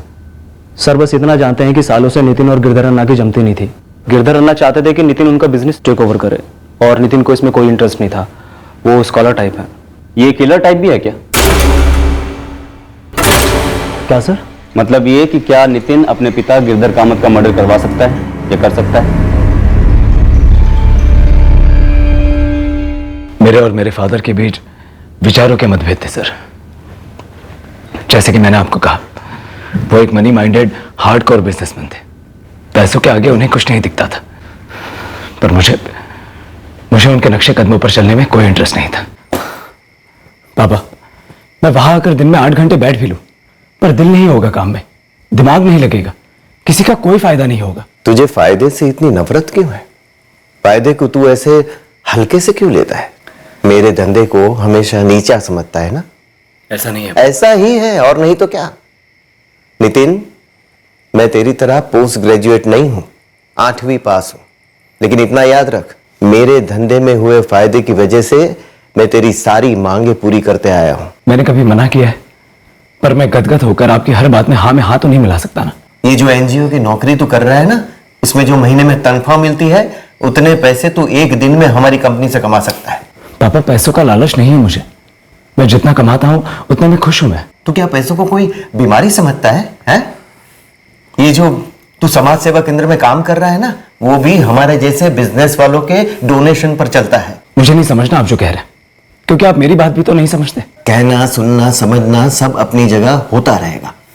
तू बस इतना कर, ऑफिस आया कर, मेरे साथ काम कर। अरे देखते देखते पूरा सेट हो जाएगा। फिर तेरे पास असली ताकत होगी समाज सेवा करने की, और वो ताकत है पैसा। बिजनेस तगड़ा है, कंपटीशन भी तगड़ा है। तू और मैं मिलके कंपटीशन को साफ कर देंगे। कंपटीशन को साफ क्यों करना है आपको? जियो और जीने दो, इसके बारे में सुना नहीं आपने? मरो या मारो सुना है। मुझे किसी को नहीं मारना पापा। उन दोनों की सोच आपस में नहीं मिलती थी, लेकिन सर इसका मतलब ये नहीं है कि मेरा नितिन इस हद तक जाएगा। तो फिर हद किसने पार कर दी लता जी? वो कौन हो सकता है जो नंदपुरम के पीसीओ से 4-4 बार आपके पति को कॉल किया? वो कौन हो सकता है जिसने आरके फैब्रिकेटर्स के फर्जी नाम से आपके पति को एक बड़े डील की लालच दी, नंदपुरम बुलाया और फिर अचलगुड़ी में जाकर उनका कत्ल कर दिया? सर आप नहीं समझ रहे, गिरधर जी की मौत के बाद हमारी जिंदगी तबाह हो गई है, और हम अपनी जिंदगी अपने ही हाथों से क्यों तबाह करेंगे? हम अक्सर एक दूसरे से महीनों तक बात नहीं करते थे। जो भी था सर, पर वो मेरे फादर थे और मैं उनका बेटा। सर, मैं अभी अभी उनकी जली हुई लाश देख कर आ रहा हूं, और आप मुझ पर आरोप लगा रहे हैं कि मैंने उन्हें मार डाला। क्योंकि जो कुछ भी हुआ है बहुत ही खुफिया तरीके से रहस्य की धुन में हुआ है। तुम्हारे फादर ने किसी को नहीं बताया उस मीटिंग के बारे में, ऐसा क्यों? तो आप हटाइए ना रहस्य की धुन। पुलिस वाले हैं आप, मैं एक विक्टिम का बेटा हूं सर। मेरे फादर का मर्डर हुआ है। पर क्या वाकई तुम्हारे फादर का मर्डर हुआ है? जो लाश मिली है, क्या वाकई तुम्हारे फादर की है या किसी और की? ये भी आप ही बता सकते हैं ना सर। डीएनए टेस्टिंग मैं तो नहीं करा सकता ना। लेकिन सच तो बोल सकते हो ना। What such sir? कैसा सच? क्या कोई अफेयर था तुम्हारे फादर का? कोई पैरेलल फैमिली शायद नंदपुरम में? आप प्लीज फाइंड आउट कीजिए सर। मुझे बस इतना जानना है कि मेरे फादर का मर्डर क्यों हुआ है और किसने किया है। एक और बात सर, आप एक बार मुझे ये कह रहे हैं कि वो मेरे फादर की लाश है, एक बार मुझसे पूछ रहे हैं कि वो किसी और की है या नहीं। मतलब सबसे ज्यादा कंफ्यूजन ना आप ही लोगों के बीच में। क्या पता सर, वो वाकई में किसी और की लाश हो, मेरे फादर अब भी जिंदा हो, हो सकता है कि वो शायद किसी खतरे में हो। खतरा? कैसा खतरा है तुम्हारे फादर को नितिन, यही बात हमें जाननी है। नंदपुरम में एक फैक्ट्री के बाहर वो अपनी बाइक पार्क करते हैं। वहां से 10 किलोमीटर दूर आगे अचलगुड़ी जाते हैं, जहां जाकर उनका फोन स्विच ऑफ हो जाता है और हमें अचलगुड़ी की जंगलों में एक जली हुई लाश मिलती है जिसको आइडेंटिफाई नहीं किया जा सकता, लेकिन उस लाश की उंगली में एक अंगूठी छोड़ दी जाती है ताकि उसकी आइडेंटिफिकेशन बड़ी आसानी से की जा सके। नितिन, तुम्हें इस जली हुई लाश में से किसी गहरे शातिर षड्यंत्र की बू नहीं आ रही है? क्या वाकई वो लाश तुम्हारे फादर की है? क्योंकि अंगूठी तो किसी भी लाश को पहनाई जा सकती है।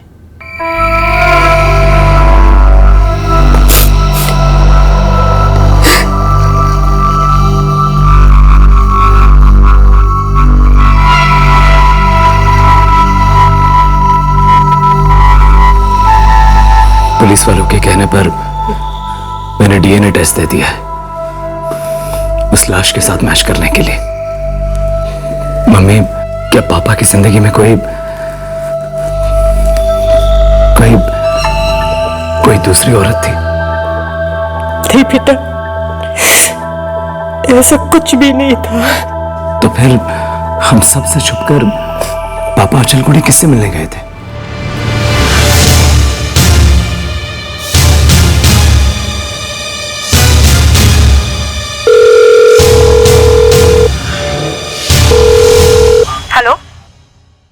लता कामत और नितिन कामत के फोन रिकॉर्ड्स क्लीन है सर।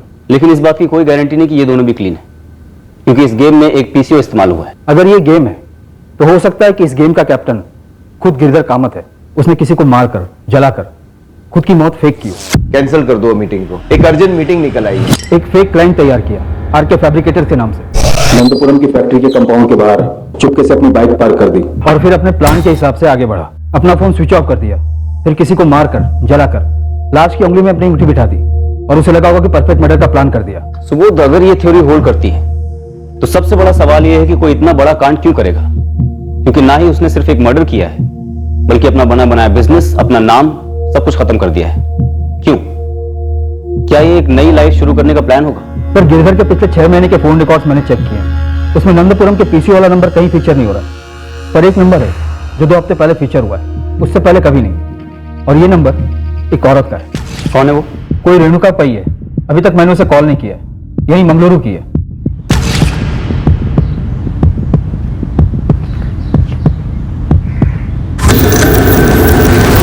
जी रेणुका पई?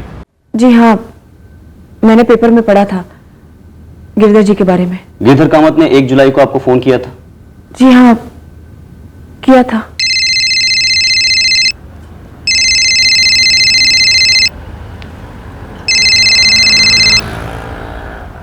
हेलो, गिरधर कामत। नमस्ते गिरधर जी। कैसी हो तुम? मैं ठीक हूँ। आप और लता दीदी कैसे हैं? और नितिन? एकदम फर्स्ट क्लास है। और तुम्हारा कार्तिक? जी वो भी ठीक है। गिरधर जी, आपने कैसे फोन किया? मुझे तुमसे मिलना है, कुछ जरूरी बात करनी है। किस बारे में गिरधर जी? मिल के बात करें, फेस टू फेस।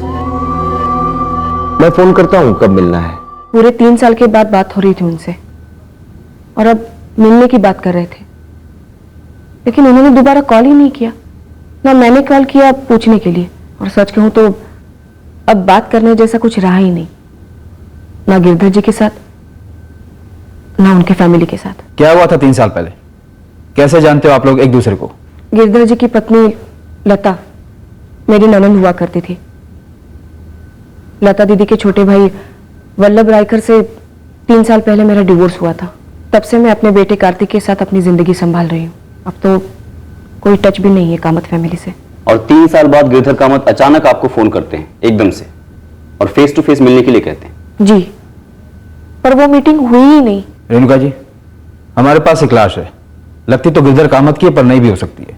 मतलब? शायद ऐसा हो सकता है कि गिरधर कामत ने किसी को मारकर खुद की मौत का ड्रामा रचा हो, एक नए वजूद के साथ दोहरी जिंदगी शुरू करने का प्लान। खैर, आप इस कामत फैमिली के बारे में और कुछ बता सकती हैं हमें? 3 साल से उनमें से किसी के साथ मेरी फोन पर भी बात नहीं हुई है, दिवाली पर भी नहीं। मैं क्या बताऊंगी उनकी फैमिली के बारे में? रेणुका जी, कितने साल आपकी शादी रही थी गिरधर कामत के साले वल्लभ रायकर के साथ? 11 साल। डिवोर्स क्यों हुआ था? ये मेरी निजी जिंदगी है। देखिए, इस कामत फैमिली से जुड़े किसी झगड़े, किसी रंजिश के बारे में जानना हमारे लिए बहुत जरूरी है केस को आगे बढ़ाने के लिए। और आप इत्मीनान रखिए, आप जो कुछ भी बताएंगे वो कॉन्फिडेंशियल रहेगा। मैंने वल्लभ को रंगे हाथ पकड़ लिया था।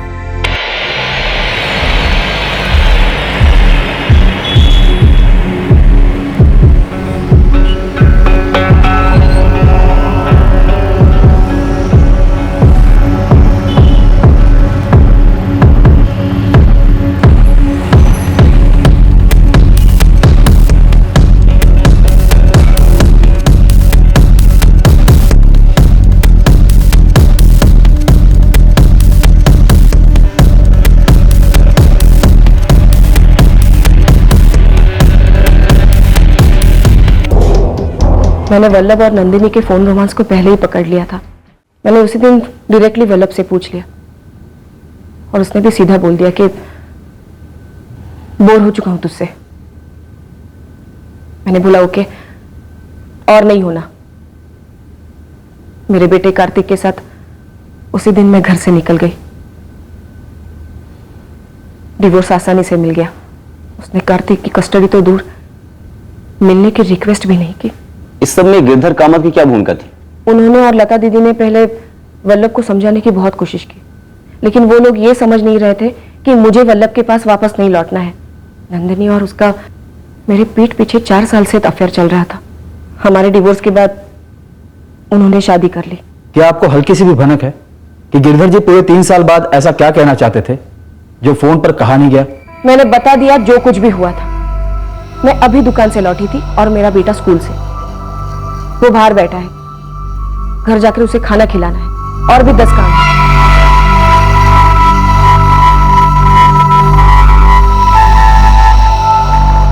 हो सकता है रेणुका पई झूठ बोल रही हो। शायद ये गिरधर रेणुका से मिला हो। शायद, लेकिन उस फैमिली सेटअप के अंदर ही हमारे केस का क्रैक है, ये बात साफ है।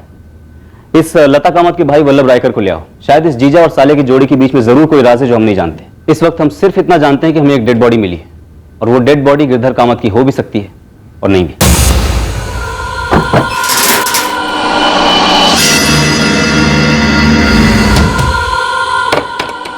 पड़ोसियों से पता लगाओ कि वल्लभ रायकर और उसकी फैमिली कहां गए।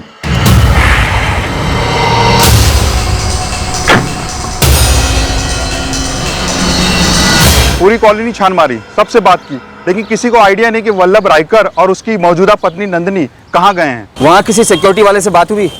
कोई वॉचमैन? सर, यहाँ पर सभी की अपनी अपनी कोठियां हैं, कोई कॉमन सिक्योरिटी नहीं है। मेरे भाई वल्लभ का फोन नंबर? जी, और उनकी पत्नी नंदिनी का भी। और क्या आप बता सकती हैं कि दोनों कहाँ चले गए हैं, घर और दुकान बंद करके? और क्या वल्लभ को गिरधर के बारे में मालूम है? नहीं इंस्पेक्टर साहब, मैं कुछ नहीं जानती। करीब 6 महीने से मेरी कोई बात नहीं हुई है, ना ही वल्लभ से और ना ही नंदिनी से। नंबर दीजिए वल्लभ और नंदिनी दोनों का। 44456981 वल्लभ रायकर और 4440987767 नंदिनी रायकर। इन दोनों के फोन रिकॉर्ड चाहिए मुझे तुरंत। सर, ये जो पूरी टीम की लिस्ट दी है आपने, लता कामत, नितिन कामत, नंदिनी रायकर, वल्लभ रायकर और रेणुका पई, सबके सबका रिपोर्ट कार्ड एक दिन में आपके सामने रख दूंगा साहब।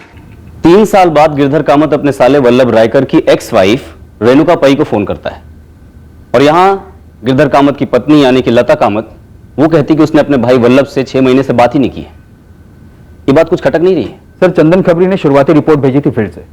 वल्लभ और लता दोनों भाई बहन हैं, काफी अमीर खानदान से बिलोंग करते हैं, और इनका बाप खुद एक बहुत बड़ा बिजनेसमैन था। और ये गिरधर, ये गरीब घर से आता था?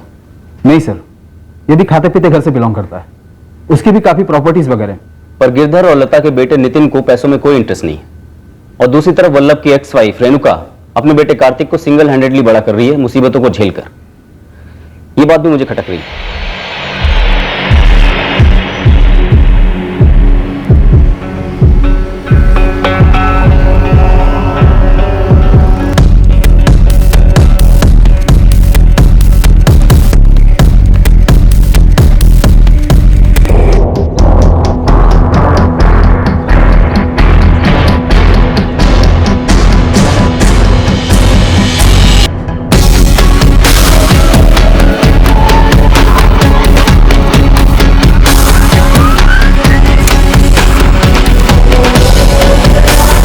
सर, वल्लभ रायकर और नंदिनी रायकर दोनों के फोन्स 15 जुलाई से स्विच ऑफ है। मतलब जिस दिन गिरधर कामत गायब हुआ। सुबोध, ये इत्तेफाक नहीं हो सकता। वल्लभ का फोन भी अचलगुड़ी में शाम 6:30 पर स्विच ऑफ हुआ था, गिरधर के फोन से 5 मिनट बाद। और नंदिनी रायकर का फोन मित्रनगर में स्विच ऑफ हुआ, जहां उनका घर है। सर, अब तो कोई डाउट ही नहीं है कि गिरधर ने जो रेणुका को फोन किया था उसका वल्लभ के गायब होने का और गिरधर के गायब होने से कुछ तगड़ा कनेक्शन, और वो कनेक्शन हमारे इस केस का क्रैक है सर। शायद।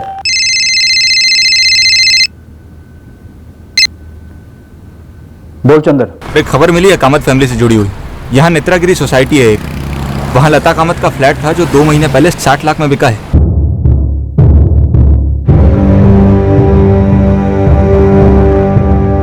इस फ्लैट को लेकर अनबन थी किसी में? वहां तक पहुंचा नहीं साहब अभी, लेकिन सोसाइटी के ऑफिस तक पहुंचा हूं और वहां से पता चला है कि फ्लैट का ओरिजिनल टाइटल लता और वल्लभ के फादर विश्वनाथ रायकर के नाम था, जो 6 साल पहले वल्लभ रायकर के नाम ट्रांसफर हुआ था साहब। पर बिका लता कामत के नाम पर? जी साहब, 2012 में वल्लभ के नाम से लता के नाम पर ट्रांसफर हुआ। वल्लभ और नंदिनी गायब है और गिरधर वल्लभ की पहली पत्नी रेणुका से मिलना चाह रहा था 2 हफ्ते पहले। सर, 2013 में वल्लभ और रेणुका का डाइवोर्स हुआ था और 2012 में फ्लैट वल्लभ के नाम से उसकी सिस्टर लता कामत के नाम पर ट्रांसफर हुआ था। कहीं ऐसा तो नहीं फ्लैट लता और गिरधर ने बेचा हो और वल्लभ उसमें से अपना हिस्सा मांग रहा हो और इन दोनों ने मना कर दिया और फिर गिरधर का मर्डर हुआ हो, या फिर गिरधर का मर्डर नहीं हुआ बल्कि मर्डर हुआ हो वल्लभ का। और नंदिनी, वो भी तो गायब है, उसका क्या किरदार हो सकता है इस समय? सुबोध, इस लता कामत को हाजिर करो। सर, क्या हो गया है आप लोगों को? पहले आप कह रहे थे कि नितिन ने उसके पापा गिरधर कामत को मार डाला और अब आप कह रहे हैं कि मेरे भाई वल्लभ को मेरे पति गिरधर ने मार दिया। सर, आप लोग इतने अजीब कैसे हो सकते हैं? गिरधर के गायब होने के 2 हफ्ते पहले उन्होंने रेणुका को फोन किया था। क्यों? बंद कीजिए सर बकवास। हम सीधे साधे लोग हैं, सीधी सादी जिंदगी जीते हैं। एक गला काटकर जलाई हुई लाश सीधी जिंदगी का हिस्सा नहीं होती है लता जी। नेत्रगिरी सोसाइटी के उस फ्लैट का क्या ताल्लुक है इस कांड से? वही फ्लैट जो आपके फादर ने आपके भाई वल्लभ के नाम किया था और बाद में आपके भाई वल्लभ ने आपके नाम ट्रांसफर किया।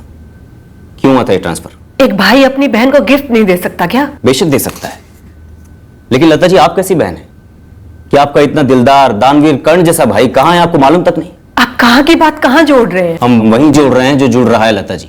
तो बोलिए, ऐसा कैसे हो सकता है कि जहां पर गिरधर की लाश मिली वहीं पास में ही वल्लभ का फोन स्विच ऑफ होता है और ठीक उसी दिन से वल्लभ और नंदिनी दोनों गायब हैं, आउट ऑफ रडार है। सर, कहीं ये वल्लभ का किया हुआ तो नहीं है? क्या वल्लभ के पास उसके फादर का दिया हुआ फ्लैट था? जी। और वो फ्लैट वल्लभ ने अपने लता दीदी को गिफ्ट किया? जी। ये तो मैं पहली बार सुन रही हूँ सर। जहां तक मुझे पता है वल्लभ के फादर ने उसके लिए वो कोठी और बिल्डिंग मटेरियल की सप्लाई का बिजनेस छोड़ा था और कोर्ट में भी बस इतना ही डिक्लेयर किया गया था। और आप जिस घर में रहती हैं वो मुझे डिवोर्स के सेटलमेंट में मिला है और हर महीने वल्लभ से मेंटेनेंस भी मिलती है अपने बेटे कार्तिक की परवरिश के लिए। मुझे मालूम है कि अभी आप वल्लभ के टच में नहीं है, पर एक तुक्का लगाकर बता सकती हैं कि लता कामत वल्लभ का मर्डर करवा सकती है क्या? शायद वल्लभ ने फ्लैट के सेल से आए 60 लाख रुपयों में से हिस्सा मांगा हो या सारी रकम मांगी हो। मैं नहीं जानती सर, लेकिन मैं इसके बारे में लता दीदी से पूछ सकती हूँ। शायद वो कुछ बता दे और इससे गिरधर जी के मर्डर का खुलासा हो जाए।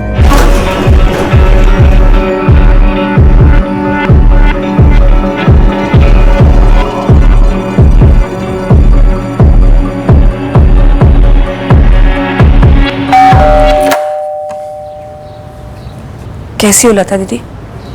अंदर आओ ना रेणुका। लालच तो सब में कूट कूट के भरा था सर। वल्लभ मामा कोई एक्सेप्शन नहीं थे। तुमने कहा थे, वल्लभ मामा लालची थे। कहीं ऐसा तो नहीं कि वल्लभ मारा गया है और वो लाश वल्लभ की है? मुझे नहीं मालूम सर। तो तुमने थे क्यों कहा? कोई तो जानकारी है जो तुम छुपा रहे हो। सर, अगर वो जिंदा है तो लालची है, वरना थे। सर, ये सब के सब सेम है। मेरे पापा भी महालालची और मेरी मम्मी भी। और तुम दूध के धुले हुए समाज सेवक, सादा जीवन उच्च विचार है ना? नितिन कामत, क्या तुमने अपने पिता गिरधर कामत की जान ली है या फिर तुमने अपने मामा वल्लभ रायकर को मार डाला है? आप कोई मजाक कर रहे हैं क्या? आप मुझसे सवाल पूछते हैं, मैं आपको ईमानदारी से जवाब देता हूं, फिर आप तुरंत मुझ पर जम करते हैं और मुझे खूनी बताते हैं। देखिए, मैं आखिरी बार कह रहा हूं, मैंने किसी को नहीं मारा है। तो किसने मारा है? अगर वो लाश मेरे पापा की है तो उन्हें लालच ने मारा है, और अगर वो लाश मेरे वल्लभ मामा की है तो उनके कातिल का नाम भी लालच ही है। क्या और क्यों जानना चाहती हो रेणुका? देखो क्या हालत हो गई है मेरी, विधवा हो गई हूं मैं और पुलिस मुझ पर शक कर रही है कि मैंने अपने पति को मारा, और कभी कहती है कि मैंने और मेरे पति ने मिलकर वल्लभ को मार डाला। हमारे डिवोर्स के वक्त वल्लभ ने कोर्ट में झूठ बोला था ना उसकी जायदाद के बारे में। जब उसने कोर्ट में उसके सारे प्रॉपर्टीज के पेपर पेश किए तब उसने उसके नाम के नेत्रागिरी सोसाइटी के फ्लैट के बारे में जिक्र क्यों नहीं किया? क्या तभी वो फ्लैट उसने आपके नाम पे ट्रांसफर कर दिया था? हाँ रेणुका, मुझे धोखा देने के लिए, ताकि मैं उसमें से कोई हिस्सा ना मांग सकूं। उस फ्लैट के पैसे मुझे ना मिल सके इसलिए ना। दीदी, वल्लभ ने एक बार भी नहीं सोचा कि ये पैसे उसी के बेटे कार्तिक को मिलेंगे, उसी के खून को मिलेंगे। वल्लभ ने मुझे धोखा दिया, कार्तिक को भी धोखा दिया है, और इस साजिश में आप सभी लोग शामिल हुए। जितना मैंने देखा और सुना, मेरे हिसाब से मम्मी और मेरे वल्लभ मामा के बीच उस फ्लैट को लेकर अनबन थी। जो फ्लैट तुम्हारे मामा ने तुम्हारी मम्मी यानी अपनी बहन के नाम किया था, उसी फ्लैट को लेकर अनबन थी? सिर्फ वही फ्लैट नहीं, 2 और फ्लैट भी थे जो मेरे नाना जी मेरे मामा के लिए छोड़ गए थे। मामा जी ने वो फ्लैट मेरे मम्मी के नाम कर दिया। और ऐसा क्यों किया तुम्हारे मामा ने? मुझे सच में नहीं पता सर। मैं बस इतना जानता हूं कि वो सारी प्रॉपर्टीज मामा जी मम्मी से वापस मांग रहे थे। लता दीदी, मैं चाहता हूं कि आप वो 3 फ्लैट्स मुझे लौटा दो। मैं डीड बनवाता हूं, हम उस डीड को रजिस्टर करवा लेंगे। और दीदी, मेरी विनती है कि इसमें जीजाजी को बीच में मत लाना। ये 3 फ्लैट्स की बात हम दोनों भाई बहन के बीच की बात है। तुमने खुद गिफ्ट डीड बनाकर वो तीनों फ्लैट्स मेरे नाम किए थे। कितना पूछा था मैंने तुमसे कि ये क्यों कर रहे हो? क्या जवाब था तुम्हारा? कि दीदी प्यार से दे रहा हूं, रख लो, नितिन के काम आएंगे। प्यार से दे रहा हूं, नितिन के भविष्य के लिए। लेकिन वल्लभ, हमारे पापा ने मुझे मेरा हिस्सा दे दिया था और मैं उसमें बहुत खुश हूं।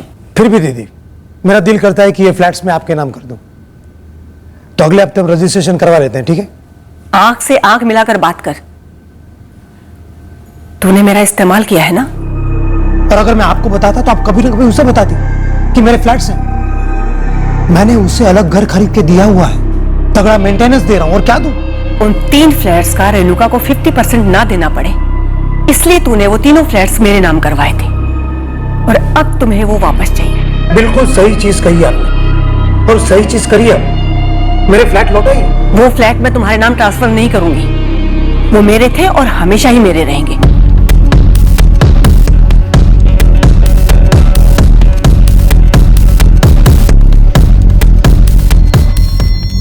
लता का फ्लैट वो तो बेच दिया। वो फ्लैट मेरा था जीजा जी, इसलिए वो पैसे भी मेरे हैं। तुम्हारा उन पैसों पर कोई हक नहीं है वल्लभ। मैं कभी सोच भी नहीं सकता था कि तुम दोनों लालच में इतना डूब जाओगे। इन फ्लैट्स का आधा पैसा रेणुका का बनता है, लेकिन तू लालच में इतना डूबा हुआ था कि अब तेरे लेने के देने पड़ गए। ये गलत है, बहुत गलत। मैं कोर्ट जाऊंगा। नंगा होगा वहां पर। ये जो उंगली हमारी तरफ उठा रहा है ना तू वल्लभ, याद रख, बाकी की सारी उंगलियां तेरी तरफ है। और वल्लभ, ये बात भी याद रखो, तुमने कोर्ट में झूठे पेपर सबमिट किए हैं और तुमने अपनी प्रॉपर्टी होल्डिंग कम दिखाई है। और अगर मैं रेणुका को यह बात बता दूं कि तुमने वो तीनों फ्लैट्स मेरे नाम इसलिए करवाए थे ताकि डाइवोर्स सेटलमेंट के टाइम पर तुम 50% उसे ना दे सको, बोल दूं उसे सच? इतनी हिम्मत नहीं है तुम दोनों में। रेणुका के हक की बड़ी बातें करते हो, दरअसल तुम दोनों की लालच बहुत बड़ी है। तो तू भी हक बक का यहां बकवास मत झाड़। कानूनी तौर पर अब ये सारे फ्लैट्स लता के नाम पर।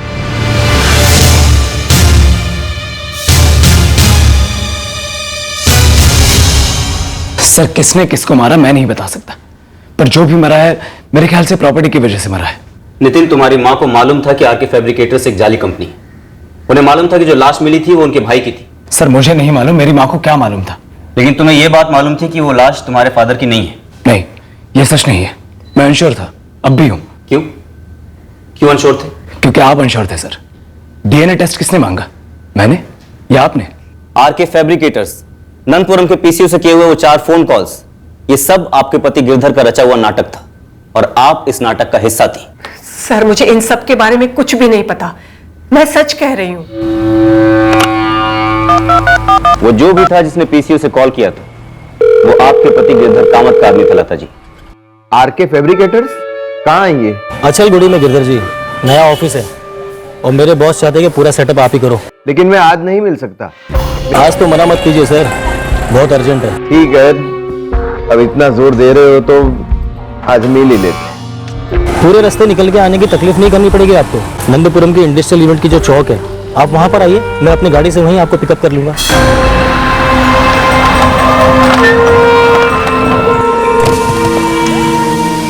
आइए गिरधर जी, बैठिए। आपके पति गिरधर कहाँ है लता जी? कहाँ छुपे हैं वो? और जो लाश मिली है वो आपके भाई वल्लभ की है ना? सर मुझे सच में कुछ नहीं मालूम। सब कुछ पता है लता जी आपको। ये सारा खेल आपके भाई वल्लभ की उन 3 पुश्तैनी प्रॉपर्टीज को लेकर हुआ, जिसका आधा हिस्सा वल्लभ अपनी पत्नी रेणुका को तलाक में बतौर सेटलमेंट के शेयर के तौर पर नहीं देना चाहता था। इसलिए उसने ये तीनों प्रॉपर्टीज आपको गिफ्ट कर दी। लेकिन तलाक हो जाने के बावजूद भी आप उसे ये प्रॉपर्टीज लौटा नहीं रही थी। सर मैं नहीं जानती कि मेरे पति इस वक्त कहाँ है, और मुझे यह भी नहीं पता कि वो लाश मेरे भाई वल्लभ की है या नहीं। बस मैं इतना जानती हूँ कि मेरे पति कभी भी किसी को मारने की साजिश नहीं रच सकते। नंदिनी कहाँ है? वो क्यों गायब है? इस खेल में उसका क्या किरदार है? या फिर उसे ही मार डाला गया है? सर मुझे कुछ नहीं पता, मैं सच कह रही हूँ। किसी की हत्या हुई थी और इस दगाबाजी और लालच के कांड के मुख्य खिलाड़ी सख्त पूछताछ के बाद भी टस से मस नहीं हो रहे थे। हम डीएनए रिपोर्ट का इंतजार कर रहे थे ताकि यह स्पष्ट हो जाता कि विक्टिम कौन था और कौन था मुजरिम जिसका पीछा हमें करना था। पर यह बात डीएनए रिपोर्ट आने के पहले ही साफ हो गई। साहब बेलगाम से बोल रहा हूँ, आपको आपके केस का मास्टरमाइंड दे रहा हूँ। कौन है? गिरधर कामत? नहीं साहब, वल्लभ रायकर, उसका साला, यानी कि उसकी दूसरी बीवी नंदिनी का भाई जो है आदिनाथ शिनॉय, एक हिस्ट्री शीटर है। बेंगलुरु में उसकी फाइल मिलेगी आपको। ये तीनों साथ है वहाँ, वल्लभ, नंदिनी और आदिनाथ? हाँ साहब। सर वल्लभ रायकर का साला आदिनाथ वल्लभ के बिल्डिंग मटेरियल सप्लाई के बिजनेस में रिकवरी का काम करता था। उसके थ्रू ये वल्लभ आदिनाथ की बहन नंदिनी को मिला और फिर उनका अफेयर शुरू हुआ। बेलगाम पुलिस पहुंची स्पॉट पर? बस 2 मिनट में पहुंच रही।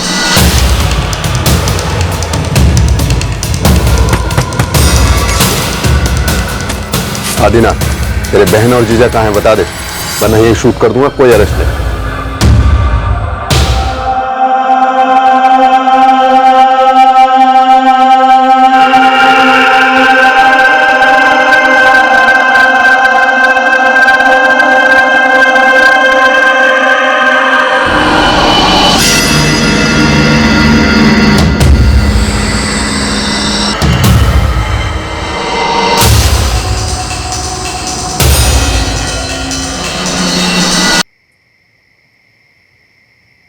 वल्लभ, तुम्हारी सबसे बड़ी गलती ये थी कि तुमने लता दीदी को ये सच सच नहीं बताया कि तुम अपनी प्रॉपर्टी उनके नाम पे ट्रांसफर क्यों कर रहे हो। अरे तुम उनको ईमानदारी से बताते, वो मान जाती, समझती तुम्हारी प्रॉब्लम। समझती, वो और गिरधर फिर भी हड़प ही जाते मेरी प्रॉपर्टी। रत्ती भर का भी फर्क नहीं पड़ता दीदी को। मेरी बहन है ना, वो भी बड़ी, तो उसका लालच भी मुझसे बड़ा ही होना था। एक फ्लैट बेचा है अभी, बाकी 2 भी बेचेगा गिरधर। पक्का बर्बाद हो गए जिया जी आप। वो दोनों चीटिंग कर रहे हैं मेरे साथ। कर चुके हैं। छोड़ूंगा नहीं उन्हें। कानून के दरवाजे तो आपके लिए बंद हो चुके हैं जीजा जी, और अगर कोर्ट गए तो भांडा फूटेगा, और ऊपर से वो रेणुका, वो भी फुदकेगी।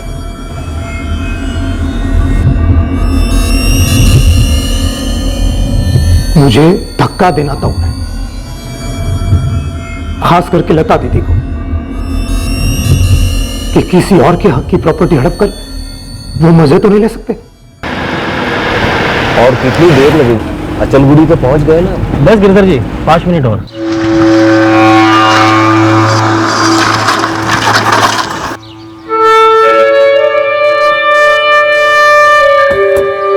वल्लभ,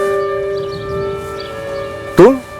ए भाई, क्या ये सब क्या है? जाल है जीजा जी। जिस तरह आपने और लता दीदी ने अपनी जाल में फंसाकर मेरी प्रॉपर्टी हड़प ली, उसी तरह ये भी एक जाल है। ये जाल तुम्ही ने बिछाया था, हमने उसे तोड़ा। ये फ्लैट बेचकर उसमें से जो भी मिला उसका एक हिस्सा मैं रेणुका को देने वाला हूं। ना जीजा जी, आप किसी को कुछ नहीं दोगे।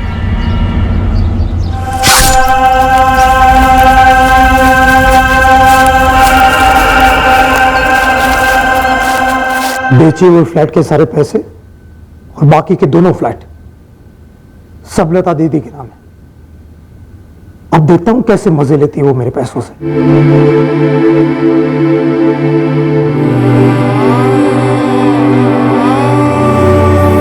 क्यों किया आप दोनों ने ऐसा? हमने कभी नहीं सोचा था कि बात यहां पर आकर खत्म होगी। कभी सपने में भी नहीं सोचा था कि वल्लभ तुम्हारे पापा को मार डालेगा।